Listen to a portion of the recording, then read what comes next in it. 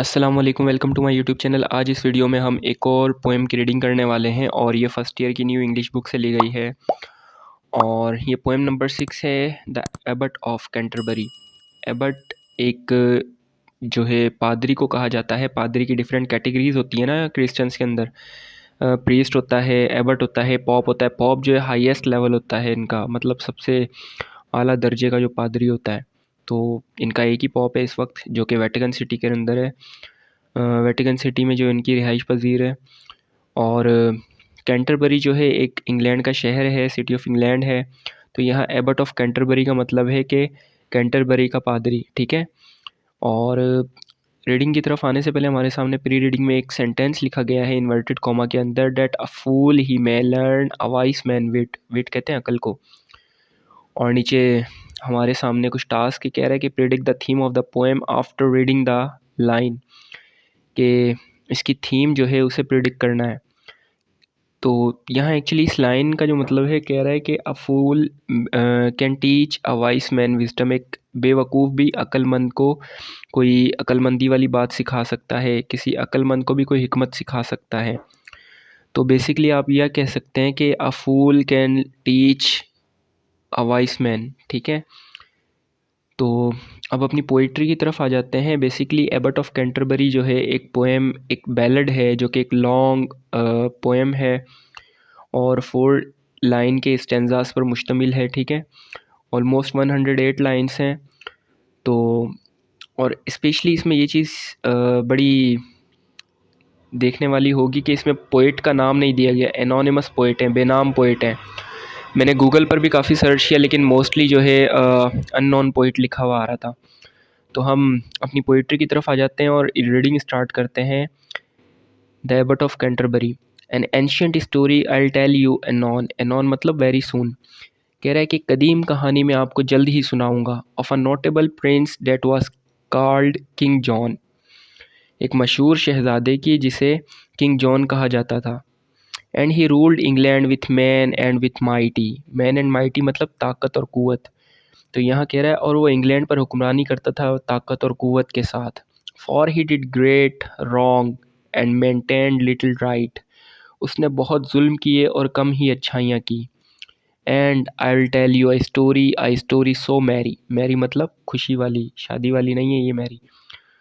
और मैं तुम्हें कहानी सुनाऊंगा, एक इतनी पुरलुत्फ़ कहानी, concerning the abbot of Canterbury, जो कि कैंटरबरी के पादरी से मुतालिक है। How for his house keeping and high renowned. House keeping मतलब रहन सहन। तो कह रहा है कि कैसे उसकी घरदारी, उसका रहन सहन और ताज़ीम व तकरीम के लिए the rode post for him to fair London town. अब यहाँ कह रहा है कि और उसके लिए सवार होकर खूबसूरत लंदन शहर तक आते थे।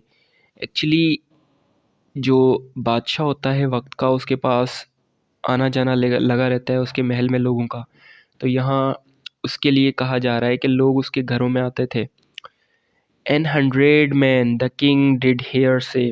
कह रहा है कि 100 मुलाजिम, कहते हैं कि बादशाह ने कहा, यानी बादशाह के पास 100 मुलाजिम हुआ करते थे, यानी वो इतना बड़ा बादशाह था, उसके पास 100 मुलाजिम रखे हुए थे। The abbot kept in his house every day. हर रोज़ वो पादरी अपने घर में रखता था। एबट यानी वो उस वक्त का जो पादरी, एक्चुअली वो बहुत ज़्यादा अमीर था, इसी स्टेंजा के अंदर उसका जिक्र भी है। And 50 gold chains without any doubt. और बिना किसी शक के 50 सोने की ज़ंजीरें पहने हुए लोग, अब जो उसके वहाँ पर मौजूद होते थे उन्होंने सोने की ज़ंजीरें पहनी होती थी। और बादशाह भी, क्योंकि अपने वक्त का बादशाह था, अमीर था, तो उसके पास भी यकीनन हीरे जवाहरात होंगे। In velvet coats waited the abbot about. मखमली कोट में मलबूस पादरी का इंतज़ार करते थे। तो एक्चुअली ये बहुत ज़्यादा अमीर था और किंग जॉन जो है इससे थोड़ा हसद करता था, इसीलिए यहाँ पर जो है ना इस पोएम के अंदर उसका ज़िक्र किया गया है। How now father abbot I hear it of thee. अब यहाँ बड़ी ही जो है अजीब बात कह रहा है कि फादर पादरी, बताओ कैसे मैं तुम्हारे बारे में सुनता हूँ। अब यहाँ वो मुखातिब है एक्चुअली एबट उससे। Thou keepest a far better house than me, कि तुम्हारा घर मुझसे बहुत ज़्यादा अच्छा है, कई दर्जे बेहतर है। एंड फोर्थ है house keeping and high renowned, और तुम्हारी जो रहन सहन है, जो घरदारी है और ताज़ीम व तकरीम के लिए। I fear thou workest treason against my crown, treason का मतलब होता है गद्दारी करना, और क्रॉन मतलब उसका ताज, उसकी हुकूमत। तो यहाँ कह रहा है कि मुझे खौफ है कि तुम मेरे हुकूमत के ख़िलाफ़, मेरे ताज के ख़िलाफ़ गद्दारी करोगे। एबट अब जो है थोड़ा सा जो है उससे खौफज़दा भी है कि उसके पास इतना पैसा है, बहुत अमीर है, तो वो कहीं मेरे ख़िलाफ़ खड़ा ना हो जाए। अब एबट मुखातिब है किंग जॉन से। माई लीज, लीज मतलब आका, my liege quoth the abbot I would it were known. अब यहाँ एबट कह रहा है कि मेरे आका, पादरी ने कहा, काश ये मालूम होता। I never spend nothing but what in my own, यहाँ कह रहा है मैं कुछ भी खर्च नहीं करता जो मेरा अपना ना हो, यानी सिर्फ मैं अपनी चीज़ें ही खर्च करता हूँ, किसी का पैसा नहीं छीनता, किसी की हुकूमत नहीं छीनता। And I trust your grace will do me no dere, dere मतलब नुकसान। और कह रहा है कि मुझे आपकी अज़मत से उम्मीद है, मुझे आपकी हुकूमत, आपकी जलाल, आपकी अज़मत से जो है उम्मीद है कि आप मुझे कोई नुकसान नहीं पहुँचाएँगे। For spending of my own true gotten gear, true gotten मतलब ईमानदारी से कमाई हुई जायदाद, ईमानदारी से हासिल किया हुआ पैसा, जायदाद। तो यहाँ वो कह रहा है कि मेरी अपनी ईमानदारी से हासिल की हुई मलकियत को खर्च करने की वजह से, यानी आप मुझे कोई भी नुकसान नहीं पहुँचाएंगे इससे कि मेरे पास जो मेरी हासिल करदा जायदाद है। यस यस फादर एबट थे फॉल्ट इट इज़ हाई, अब यहाँ किंग जो है वो दोबारा से मुखातिब हो रहा है, कह रहा है हाँ हाँ पादरी, तुम्हारा कसूर बहुत बड़ा है। And now for the same thou needest must die, और फिर कह रहा है कि और अब इसके लिए तुम्हें मरना पड़ेगा। अब मतलब इस जुमले के अंदर, इस सेंटेंस के अंदर, यहाँ पूरे इस स्टेंजा के अंदर यूँ समझ ले धमकी दी जा रही है। फॉर एक्सेप्ट थॉ कांस्ट, यहाँ कांस्ट जो है कैन नॉट की शॉर्ट फॉर्म है, ठीक है, कांट भी कह सकते थे। कांस्ट आंसर माई क्वेश्चन 3, सिवाय इसके कि तुम मेरे 3 सवालों के जवाब दे दो। The head shall be smitten from the body, smitten मतलब जुदा करना, और कह रहा है वरना तुम्हारा सर तुम्हारे जिस्म से अलग कर दिया जाएगा, जुदा कर दिया जाएगा, यानी सर धड़ से अलग कर दिया जाएगा। तो इस स्टेंजा के अंदर यूँ समझें कि खुलेआम धमकी दी गई है। And first caught the king when I am in this cheat, अब यहाँ ये पहला सवाल करने जा रहा है बादशाह से, और कह रहा है कि पहला ये है कि बादशाह ने कहा जब मैं इस जगह पर हूँ। With my crown of gold so fair on my head, अपने सर पर सोने का खूबसूरत ताज लिए। Among all my liege men so noble of birth, कह रहा है कि अपने खिदमतगारों के दरमियान जो मोअज़्ज़िज़ नस्ल से हैं, आला नस्ल से हैं, नोबल फैमिली से, नोबल बर्थ हैं। Thou must tell me to 1 penny what I am worth, तुम मुझे बताओ कि मेरी कीमत क्या है। ये पहला सवाल है उसका इस स्टेंजा के अंदर। अब सेकंड स्टेंजा के अंदर दूसरा सवाल करता है वो, secondly tell me without any doubt, अब यहाँ कह रहा है कि दूसरा मुझे बताओ बगैर किसी शक के। अब क्या पूछ रहा है वो, how soon I may ride the whole world about, कह रहा है मुझे बताओ कि मैं सवार होकर कितनी जल्दी दुनिया के गिर्द चक्कर लगा सकता हूँ। And at the third question थो मस्ट नॉट श्रिंक, श्रिंक का मतलब होता है नज़रअंदाज करना, भुलाना, और कह रहा है कि और तीसरा सवाल तुम को बिल्कुल नहीं भुलाना चाहिए, यानी तुम बिल्कुल नहीं भुला सकते। But tell me here truly what I do think, अब यहाँ कह रहा है कि और तीसरा सवाल जो है वो ये बताओ, मुझे बताओ कि इस वक्त हकीकत में मैं क्या सोच रहा हूँ। अब यहाँ वो अपने तीनों सवाल कंप्लीट करता है। इससे अगले जो स्टेंजा है उसके अंदर एबट अब जो है उसको रिप्लाई करता है, O these are hard questions for my shallow wit, shallow wit मतलब कम अकल। तो यहाँ वो उससे मुखातिब होता है कि ओ ये मेरी नाकिस अकल, कम अकल के लिए बहुत मुश्किल सवालात हैं, यानी कि मैं इन सवालात के जवाब नहीं दे सकता। Nor I can not answer your grace as yet, अब यहाँ कह रहा है ना ही मैं आपकी अज़्मो आपको अभी जवाब देने के काबिल हूँ, यानी मैं आपको बिल्कुल भी कोई रिप्लाई नहीं कर सकता। But if you will give me but 3 weeks space, अब ये उससे मोहलत मांग रहा है। कह रहा है लेकिन अगर आप मुझे दे सकते हैं 3 हफ्तों का वक्त, यानी कि रिक्वेस्ट कर रहा है कि मुझे आप 3 हफ्तों का वक्त दे दें। I will do my endeavour to answer your grace, यानी कि कोशिश करना। तो यहाँ वो उससे मोहलत मांग रहा है 3 दिनों की और कह रहा है कि आप मुझे 3 हफ्तों की मोहलत दे दें और यही तवील मुद्दत है जिसमें मैं बहुत ज़्यादा कोशिश करूँगा इन सवालों के जवाब ढूँढने की। यानी मैं आपको तमाम सवाल जो आपने 3 सवाल मुझसे पूछे हैं मैं उनको ढूँढूँगा और उनके जवाब आपको लाकर दूँगा, तो आप मुझे 3 हफ्तों की मोहलत दे दें। ओके, नेक्स्ट स्टेंजा की तरफ जाते हैं। Now 3 weeks space to 3 will I give. अब यहाँ वो मान लेता है किंग जॉन उसकी बात और उसे 3 हफ्ते की मोहलत दे देता है। किंग जॉन कहता है कि अब मैं तुम्हें 3 हफ्तों की मोहलत देता हूँ। And that is the longest time थो हैस्ट टू लिव। अब यहाँ उससे कह रहा है कि और यही वो तरीन मुद्दत है जिसमें तुम ज़िंदा रह सकते हो, यानी 3 हफ्ते उसकी लाइफ टाइम इंजॉयमेंट है जो 3 हफ्तों में वो कर सकता है, कर ले। और यूँ समझेंगे 3 हफ्तों के बाद उसकी मौत है अगर वो सवालों के जवाब नहीं देता तो। फॉर इफ़ तो डोस्ट नॉट आंसर माई क्वेश्चंस 3, अगर तुमने मेरे 3 सवालों के जवाब नहीं दिए। The land and thy living are forfeit to me. Forfeit का मतलब होता है कब्ज़ा करना। तो यहाँ उसे एक और धमकी दे रहा है कि अगर तुमने 3 सवालों के जवाब नहीं दिए तो तुम्हारी जायदाद और आमदनी में ज़ब्त कर लूँगा, यानी उस पर कब्ज़ा कर लूँगा। तुम्हारी जो भी ज़मीन है और जो भी तुम्हारी मिल्कियत है उस पर मैं कब्ज़ा कर लूँगा। Away road the Abbott all said at that word. और फिर क्या होता है कि जो पादरी है वो इन अल्फाजों के साथ गमगीन होकर सवार होकर वहाँ से चला गया, यानी कि वो बहुत ज़्यादा मायूस होता है और मायूसी के अंदर वहाँ से निकल जाता है। And he rode to Cambridge and Oxford. Oxford university, ठीक है। कैम्ब्रिज और ऑक्सफोर्ड बड़ी टॉप लेवल की यूनिवर्सिटीज़ हैं, पूरी दुनिया के अंदर माना जाता है इनको, और इंग्लैंड के अंदर हैं ये। तो यहाँ एबर्ट जो है फिर कह रहा है कि वो घोड़े पर सवार होता है कैम्ब्रिज और ऑक्सफोर्ड की तरफ। But never a doctor there was so wise. Actually doctor मतलब कोई फिजिशियन नहीं है, डॉक्टर मतलब पीएचडी होल्डर्स जो होते हैं ना उनको कहा जाता है। तो पीएचडी जो होल्डर्स होते हैं उनको भी डॉक्टर ही कहा जाता है। तो वहाँ जो पीएचडी लेवल के जो टीचर्स जो प्रोफेसर्स हैं, तो यहाँ कह रहा है कि उनको भी कोई ऐसा इसका जवाब मालूम नहीं था। But he never a doctor there was so wise. कह रहा है कि इतना कोई अक्लमंद वहाँ पर डॉक्टर मौजूद नहीं था, कोई भी शख्स वहाँ पर इतना अक्लमंद नहीं था, कोई पीएचडी होल्डर भी इतना अक्लमंद नहीं था कि उसके सवालों के जवाब दे सके।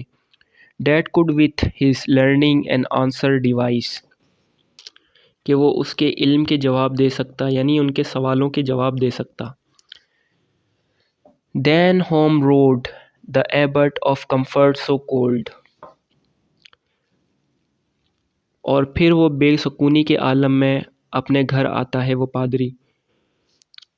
And he met his shepherd a going to folds।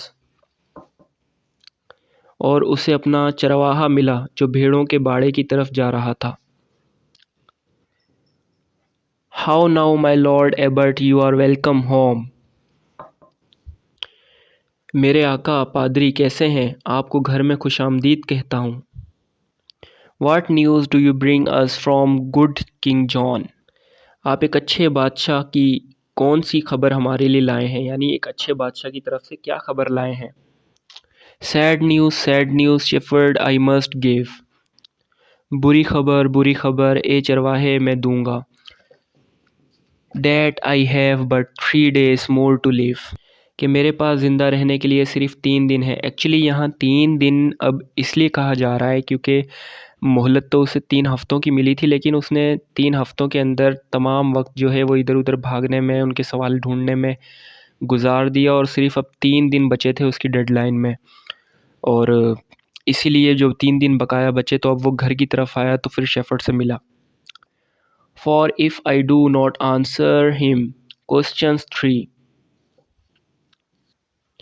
अगर मैं उसके 3 सवालों के जवाब नहीं देता, my head will be smitten from my body, मेरा सर मेरे तन से जुदा कर दिया जाएगा, यानी मेरी गर्दन उड़ा दी जाएगी। The first is to tell him there in that steed, पहला उससे सवाल ये बताना है कि उसकी जगह पर, with his crown of gold so fair on his head, उसके सर पर उसके सोने के ताज के साथ, among all his liege men so noble of birth, उसके तमाम मोअज़्ज़िज़ नस्ल खिदमतगारों के दरमियान, to within 1 penny of what he is worth. अच्छा, यहाँ जो पेनी है, पेनी वर्ड ये जो है इंग्लैंड की करेंसी है बेसिकली, वहाँ का एक सिक्का होता है ना, तो उसे कहा जाता है एक पेनी, ठीक है।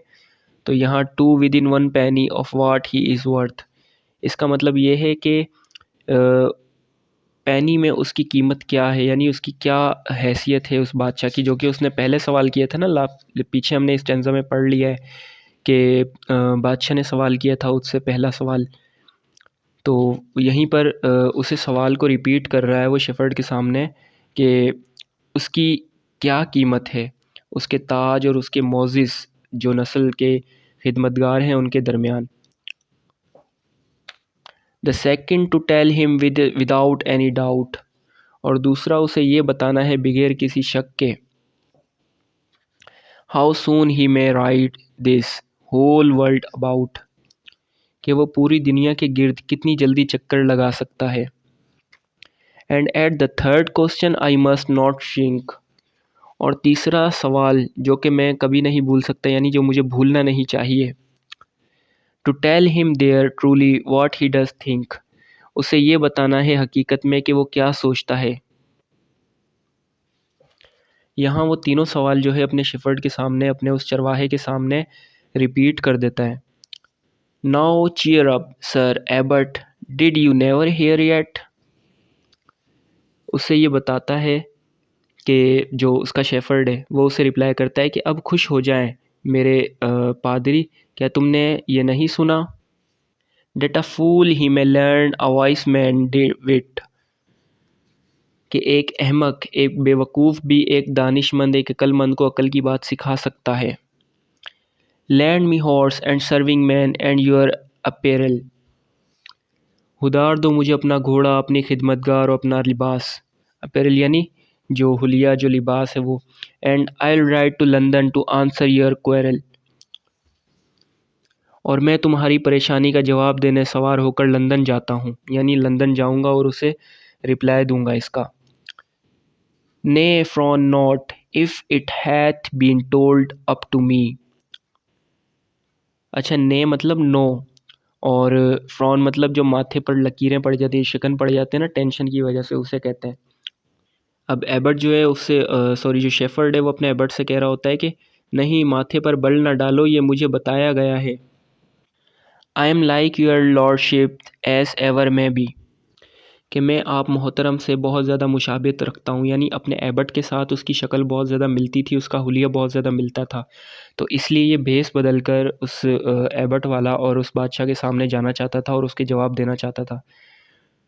तो इसलिए वो कहता है कि मैं आपसे बहुत ज़्यादा मुशाबित रखता हूँ, बिल्कुल आपकी तरह नज़र आता हूँ। And if you will but land me your gone, अच्छा गॉन कहते हैं लिबास को, ठीक है। अगर आप मुझे अपना लिबास उधार दे दें तो, there is none shall know us at fair London town, London के खूबसूरत शहर में हमें कोई नहीं जानता होगा, यानी वहाँ पर हमें कोई जानता ही नहीं है तो कैसे पहचानेगा। Now horses and serving man thou shalt have, अब घोड़े और खिदमतगार जो तुम्हारे पास होंगे, with sumptuous array most gallant and brave, जान निसार, बहादुर तरीन और आला तरबियत के साथ, यानी with crosier and mitre and rochet and cope. अच्छा, यहाँ 4 वर्ड हैं जो कि थोड़े मुश्किल होने वाले हैं आपके लिए। तो यहाँ जो वर्ड क्रोजियर पहला वर्ड है, इसका मतलब होता है लाठी या आसा, और माइटर का मतलब होता है ताज, और रॉचेट का मतलब होता है जो जुब्बा, लिबास। एक्चुअली आपने अगर फीफा का फ़ाइनल सेरेमनी देखी हो, फ़ाइनल के अंदर जब ट्रॉफ़ी की विनिंग सेरेमनी थी, तो उसमें जो मैसी को पहनाया गया था एक लिबास अरबों का, उसे कहा जाता है जो है रॉचिट, जुब्बा या लिबास, ठीक है। और कॉप वर्ड इसका मतलब होता है शॉल, एक चादर, जो कि अक्सर जो हमारे उलमा इकराम भी पहनते हैं, उसके अलावा जितने बड़े बड़े पादरी हैं वो भी पहनते हैं। तो यहाँ with crosier and mitre and rochet and cope का मतलब है लाठी, ताज, जुब्बा और चादर। ये चारों चीज़ें जो है उसको दे देता है एबट अपने शेफर्ड को। Fit to appear for our father the pope, और ये बिल्कुल फिट बैठेगा हमारे पॉप फादर के सामने, अच्छा है, यानी पॉप फादर जो है वो भी उसको पहचान नहीं पाएगा। Now welcome sir abbot the king did say, अब जो ये बंदा है जो शेफर्ड है ये उसके महल में हाजिर हो जाता है।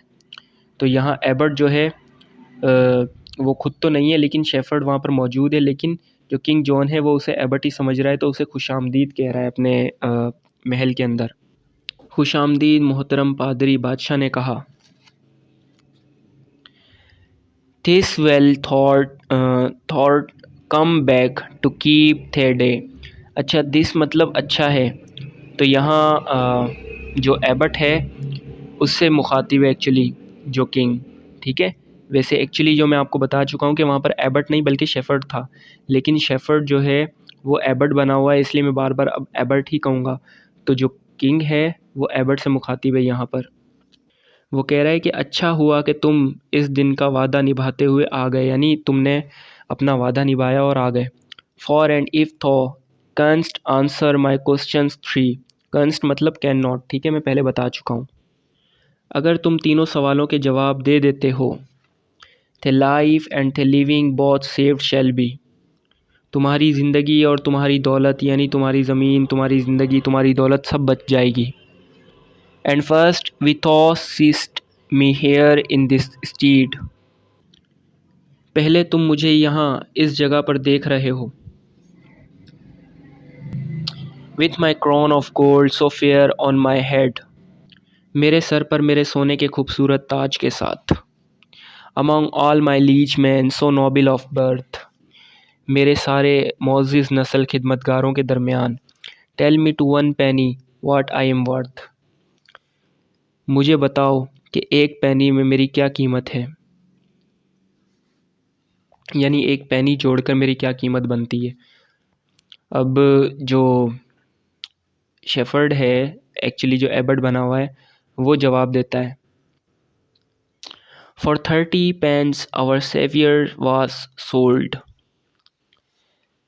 30 पेनिस के एवज़ हमारा जो मसीहा जो हज़रत ईसा अलैहिस्सलाम, एक्चुअली उसे ये जो है यहाँ पर बताना चाह रहे हैं। मसीहा यानी हज़रत ईसा अलैहिस्सलाम जो इनके सेवियर थे उनको फ़रोख्त किया था। तो यहाँ वो इस लाइन के अंदर ये कहना चाह रहा है कि 30 पेनिस जो पेंस हैं उनके एवज़ हमारे मसीहा को फ़रोख्त किया गया था।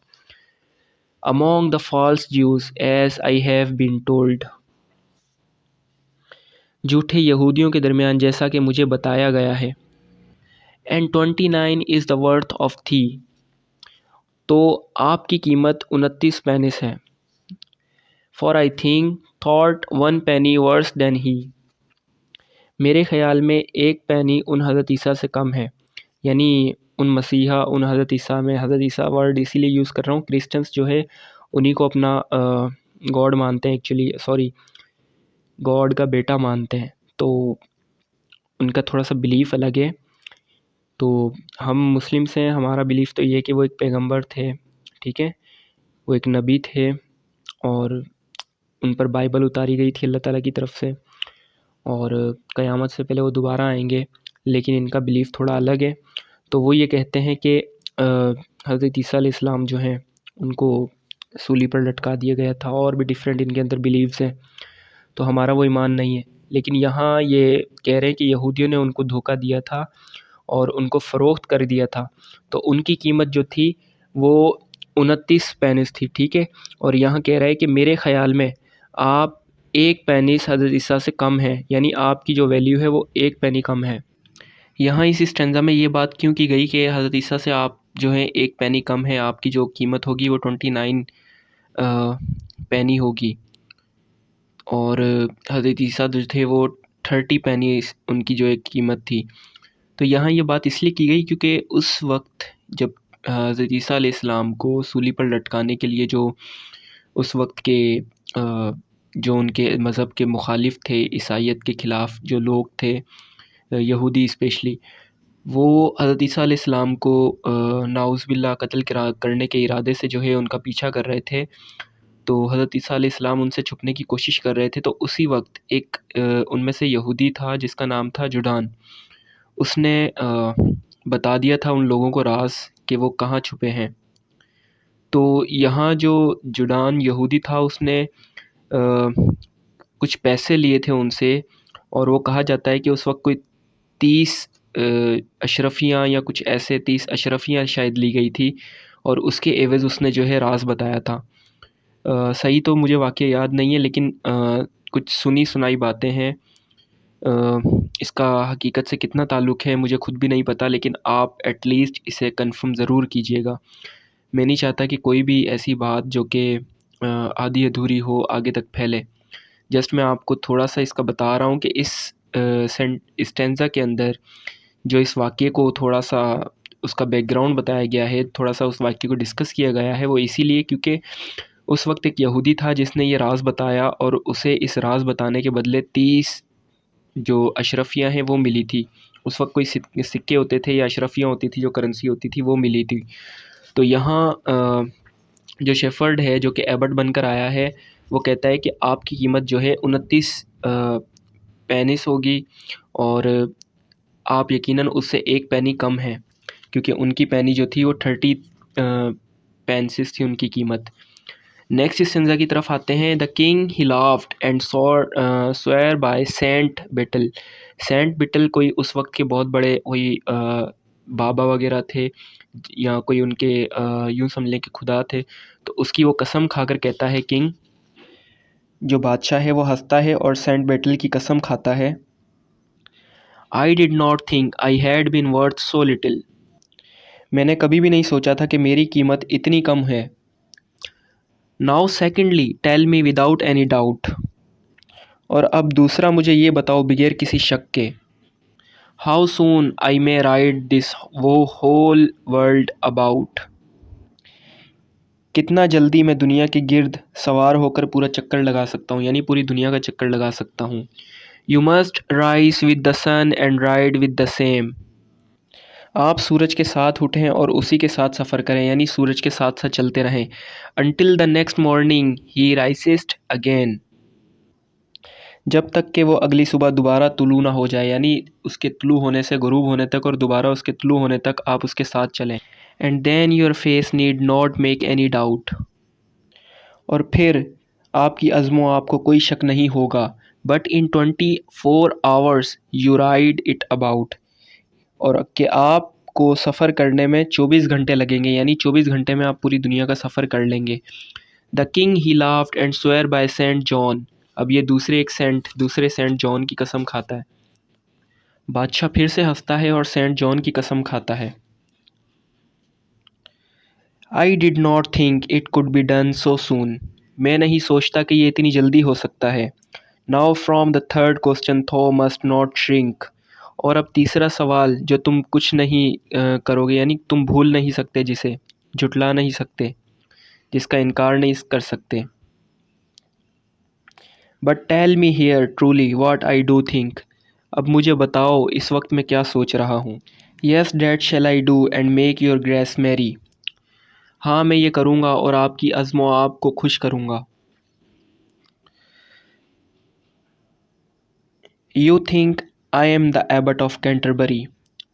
आप ये सोच रहे हैं कि मैं कैंटरबरी का जो पादरी हूँ, यानी मैं उस कैंटरबरी का पादरी हूँ। But I am his poor shepherd as plain you may see. लेकिन मैं उसका एक गरीब चरवाहा हूँ, जैसा कि आप मुझे देख सकते हैं। That am come to beg pardon for him and for me. ये कि मैं उसके लिए और अपने लिए माफ़ी का तलबगार हूँ। The king he laughed and swore by the mass. अब यहाँ जो मास है ये एक्चुअली क्रिश्चियंस का एक फेस्टिवल है, उसको यहाँ पर कह रहा है, ठीक है। बादशाह हंसा और उसने फिर मांस की कसम खाई। I'll make thee Lord Abbot this day in his place. मैं तुम्हें उसकी जगह सदर पादरी बनाऊंगा। Now nay, may liege not be in such speed. अभी नहीं मेरे आका, इतनी जल्दी ना करें। अब ये जो लाइन है ये वो कह रहा है, जो शेफर्ड है वो उसे जवाबन कह रहा है कि भाई आप इतनी जल्दी ना करें। For elect I can neither write nor read. हाय अफसोस कि मैं ना तो लिख सकता हूँ ना पढ़ सकता हूँ, यानी मैं अनपढ़ हूँ, इसीलिए तो मैं चरवाहा हूँ।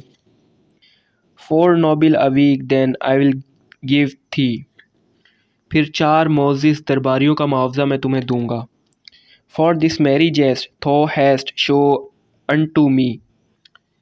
उस खुशकन हाजिर जवाबी के लिए जो तुमने मुझे दिखाई है, यानी तुम्हारे जो जवाब थे वो लाजवाब थे, यानी तुमने अपनी हाजिर दिमागी के साथ मेरे तमाम सवालों के जवाब दिए।